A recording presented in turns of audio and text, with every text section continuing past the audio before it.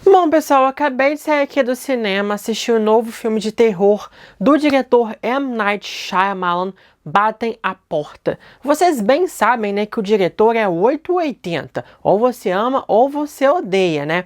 Tinha grandes expectativas em relação a esse filme, mas infelizmente acabei saindo decepcionado no final do filme. E eu vou explicar para vocês aqui em relação a essa minha decepção e também uma crítica aqui sobre o filme como um todo também, pessoal.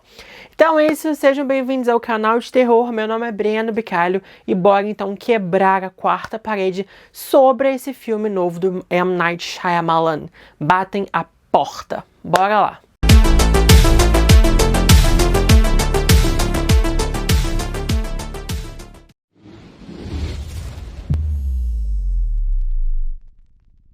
Então, pessoal, como eu disse pra vocês, né, M. Night Shyamalan ali é o 880, o amo ou odeia, né?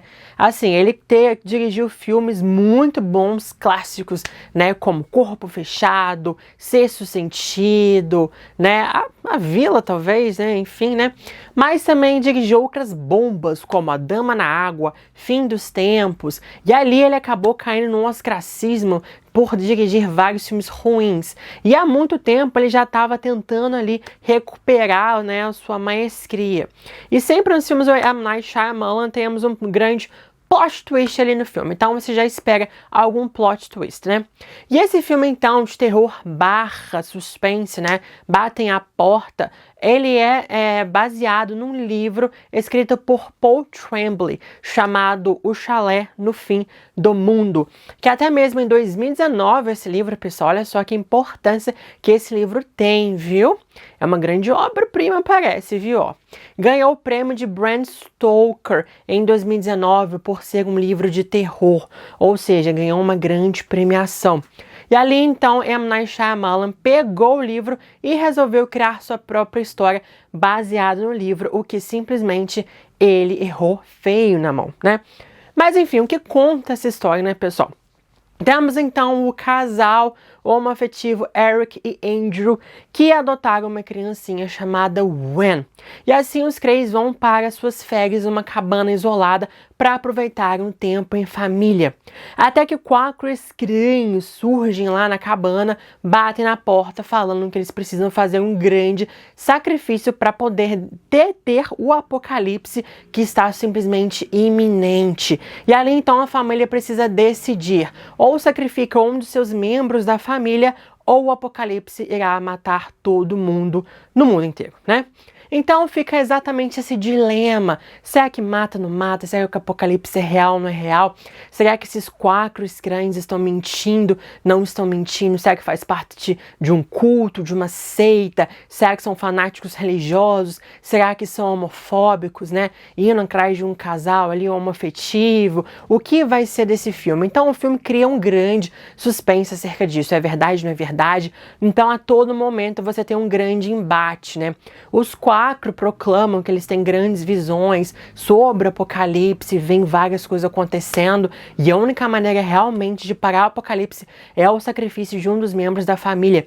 Eles não podem matar os membros da família, os membros têm que matar um ao outro, eles têm que escolher e eles têm que fazer esse sacrifício por eles mesmos, né?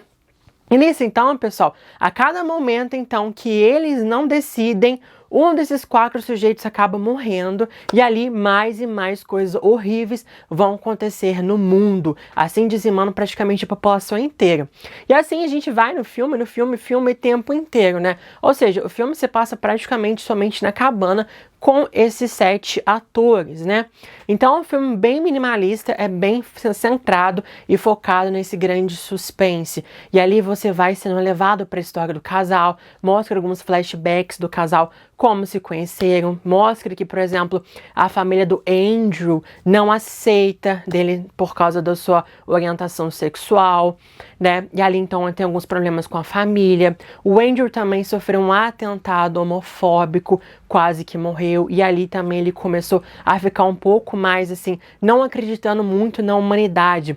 Enquanto o Eric, né, tá começando ali a acreditar em algumas coisas, tá começando a repensar. Então o próprio casal também sofre um grande conflito, um grande dilema.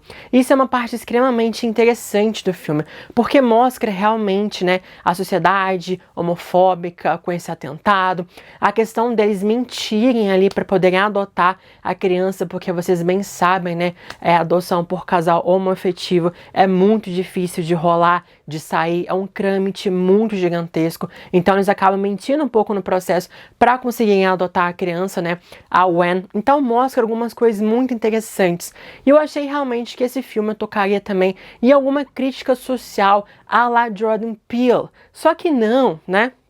No final, eu tava esperando, por exemplo, que tivéssemos algum plot twist muito grande. Mas o plot twist desse filme é simplesmente muito falho e muito simplista, né? Simplesmente não tem tanto impacto quanto outras obras grandes ali do M. Night Shyamalan. Talvez ele tenha realmente perdido um pouco a mão nessa questão do plot twist, né? É revelado então, pessoal, vou dar alguns spoilers aqui pra vocês, que na verdade esses 4 estranhos representam os 4 cavaleiros do Apocalipse, né? E se a gente for ver, por exemplo, cada um deles representa um desses cavaleiros do Apocalipse, né? Por conta também até mesmo das cores, das roupas deles, que representam alguns dos cavaleiros. Por exemplo, vou colocar aqui para vocês, ó. O Redmond, ele representa a guerra com a roupa, com a camisa vermelha. Mas ali também, pessoal, o M. Night Shyamalan, ele meio que subverte os 4 cavaleiros do Apocalipse, dando sua própria interpretação desses 4 cavaleiros, né? Então, esse Rupert Grint, né, o Redmond, vai representar a malícia, ou seja, não tem nada a ver com o cavaleiro do Apocalipse que a gente vê na Bíblia e tudo mais, né? Então, ele também subverte essas questões e também até mesmo troca a ordem dos cavaleiros do Apocalipse também na Bíblia, né? Mas enfim, continuando aqui então. Temos então a Adrian, que tem a roupa meio azulada, prateada, assim, né? Representa o acolhimento, ou seja, né? Pela cor, ela representa o cavaleiro do Apocalipse da fome, né? E ali também temos a Sabrina, que tem a cor amarelo ali na sua roupa, que representa a cura, e que o cavaleiro do Apocalipse na Bíblia é representado pela morte. E ali então, por último, né, temos o Leonard, que com a roupa branca, né, representa a peste, mas no filme ele é dito que ele é orientação. Então, assim, o M. Night Shyamalan meio que subverte isso. Então, muito disso tem esse grande plot twist do filme, né?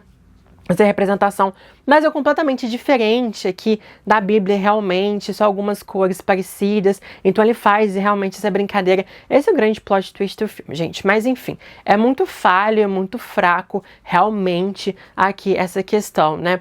Assim, eu, por exemplo, como eu sou LGBTQIA+, né, eu me senti extremamente representado pelo casal homoafetivo, né, gente? Porque pela primeira vez na história do terror, né, temos ali um casal homoafetivo de 2 homens ali como protagonistas do filme. E eu até tinha falado para vocês, hein, pessoal, que eu tava com muito medo, com receio de como eles iriam trazer essa representatividade, como sendo o primeiro que poderia abrir portas para trazer mais casais homoafetivos em filmes de terror como protagonistas. Eu tava com medo de como isso ia ser representado no filme, né? Queria muito que o filme fosse bom realmente, no meu ponto de vista, para poder realmente trazer mais e mais desses elementos em filmes de terror. Mas aqui, pessoal, infelizmente é muito fraco, porque assim, o casal fica simplesmente amarrado o filme inteiro, e ali eles reagem às coisas que acontecem com eles. O Eric não faz absolutamente nada. Quem age mais é o Andrew lutando pela sua própria família, e o Eric simplesmente observa tudo, começando a questionar as coisas que acontecem. Ou seja, o casal não tem aquele momento triunfal, né, para poder realmente ir de frente, né, bater contra os seus antagonistas, né.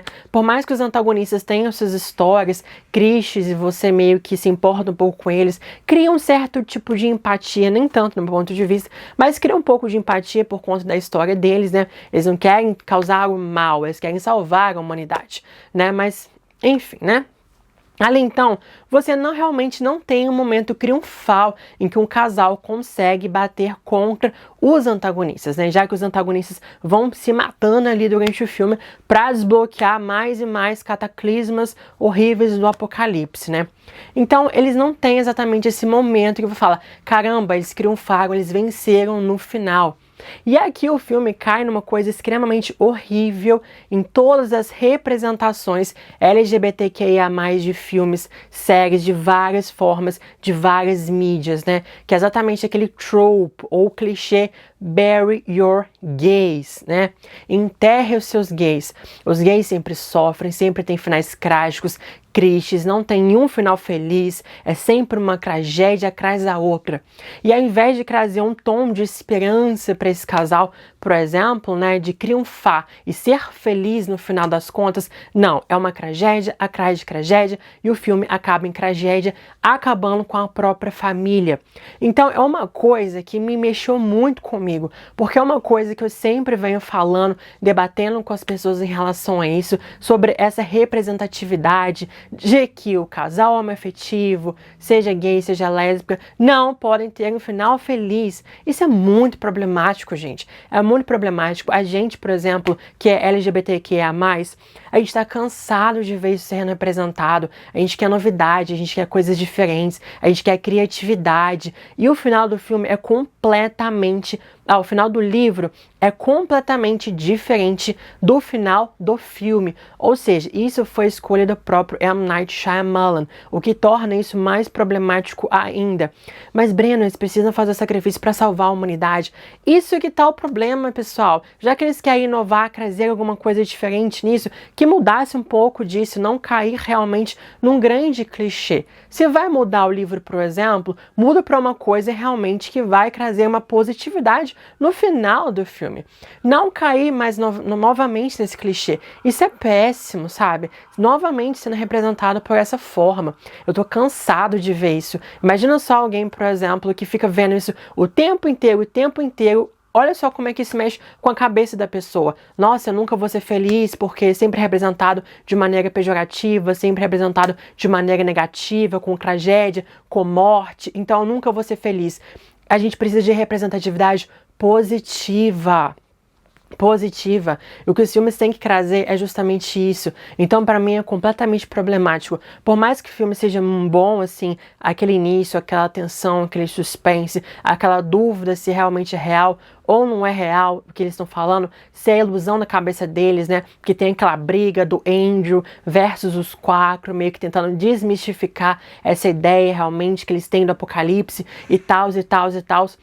Por mais que tenha toda essa questão no filme, e eu fiquei extremamente apreensivo, tenso, ali conectado com o filme por conta dessa representatividade. Eu me vi no filme, me vendo no filme. O que que eu faria? O que aconteceria comigo? O medo que a gente tem, sabe? O medo realmente de sair na rua, de acontecer alguma tragédia com a gente, sabe? Sofrer algum tipo de agressão, algum tipo de violência, né? É uma preocupação que a gente tem bastante, sabe? E o que eu faria nesse momento? Eu me senti ali, eu senti a dor dos protagonistas, sabe? E eu queria ver um momento de triunfo, um momento final, um momento feliz, que a família tá unida, tá junta, e mostrar que temos o final positivo, e não mais uma tragédia. Então, para mim, simplesmente o final acabou e destruiu qualquer coisa boa que o filme vem sendo construído. As atuações são incríveis, são ótimas, todos estão simplesmente afiados, a direção é muito boa, a fotografia, tudo vai muito bem. É um filme muito bom, mas pra mim o final realmente acabou estragando tudo. Tudo. Então um grande problema pra mim foi aquele final, né? Completamente anticlimático, completamente frio, e eu fiquei com raiva. E as mortes deles têm zero impacto, porque toda vez que vai mostrar um gore, ou a cena é cortada, ou simplesmente M. Night Shyamalan decide desviar a câmera justamente para não mostrar esses tons de gore do filme. Pra quê? Simplesmente não sei. O que quiser, tira realmente o impacto dessas mortes e dessas cenas. Uma pena. Mas não, como eu disse, toda aquela construção anterior é muito bem feita, né? Conseguiu me prender ali. Mas o final realmente é que, pra mim, deu aquela quebrada totalmente. Podia ser uma coisa simplesmente maravilhosa. Podia ser uma manipulação mental dos quatro ali, sabe? Uma tortura psicológica, alguma coisa relacionada à homofobia, pra trazer uma crítica social em relação a isso, uma coisa mais inteligente, um finesse em relação a isso, mas não. Foi mais do mesmo e o final simplesmente aquele plot twist ali no meio, fraco. Depois disso, o filme é exatamente aquilo que tá ali em tela, né? Então é isso, pessoal. Realmente é muito fraco, não gostei.